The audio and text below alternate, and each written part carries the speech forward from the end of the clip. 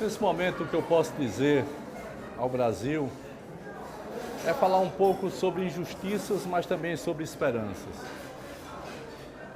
O Brasil que se encontra em Porto Alegre, o Brasil que não foi a Porto Alegre, mas que está em cada recanto das mais diversas regiões, tem os olhos muito voltados para aquilo que está acontecendo em torno do presidente Lula. Eu não vou mais estar aqui num debate estéril sobre se Lula é culpado ou inocente. Lula é inocente por razões óbvias. Ninguém pode ser condenado sem provas. Ninguém pode ser condenado quando o objeto do suposto ilícito está em nome de outra empresa, da empresa, e foi recentemente penhorado pela Justiça Federal, pela mesma Justiça Federal, em nome de um credor daquela empresa. Como alguém poderia ser dono de algo que não tem a escritura, não tem a posse, né, não passou por lá, não morou lá, enfim. Nós sabemos que o que está em discussão não é conversa fiada de triplex. O que está em discussão é o Brasil. O que está em discussão é uma coisa chamada Estado Democrático de Direito.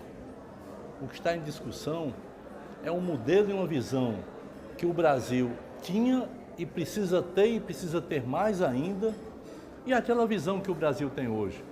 A visão de hoje é um Brasil para poucos, é um Brasil para os mais ricos, é um Brasil para os interesses, principalmente os interesses que estão fora do país e que foram talvez peitados pela ousadia e pela audácia de um governo, de um brasileiro chamado Luiz Inácio Lula da Silva. O Brasil perdeu toda a inserção altiva que tinha no exterior, que tinha no mundo. O Brasil, infelizmente, voltou a ser pequeno como era anteriormente. Pequeno aos olhos dos outros, pequeno aos olhos dos que têm grande poder, as nações mais poderosas. E voltou porque se cumpriu dentro desse país um roteiro. Esse roteiro precisa ser fechado. E só pode ser fechado se Luiz Inácio Lula da Silva for condenado e não poder disputar as eleições de 2018. Se isso não fechar, tudo aquilo que fizeram cai por terra, porque quem vai decidir é o povo, em outubro de 2018.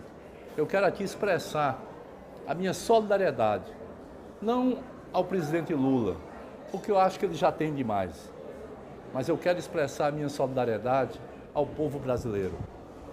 Nós, povo brasileiro, construímos a nossa maior liderança. O Brasil nunca teve uma liderança popular da estatura como teve e tem em Luiz Inácio Lula da Silva.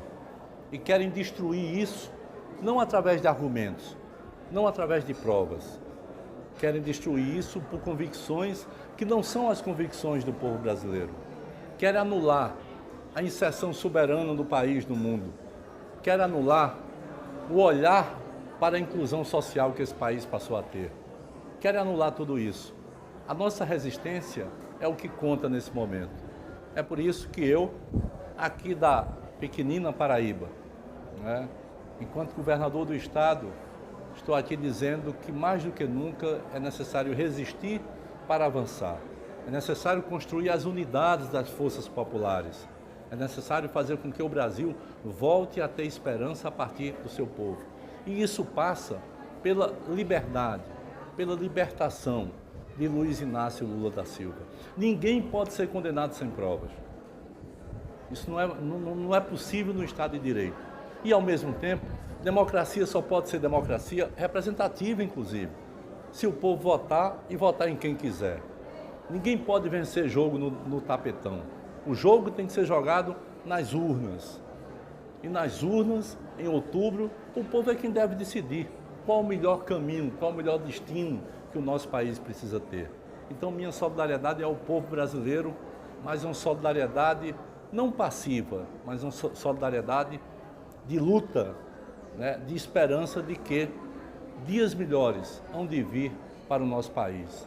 Dias mais justos, mais democráticos, dias em que façam com que o nosso povo sinta orgulho de ser brasileiro, como já sentiu na época que este hoje, que está sendo acusado sem provas, Luiz Inácio Lula da Silva, na época que ele governou. E voltará a ser, sem dúvida nenhuma, a sentir orgulho quando o Brasil restituir e tiver um novo governo, um governo popular, um governo que represente os grandes interesses de um grande projeto nacional.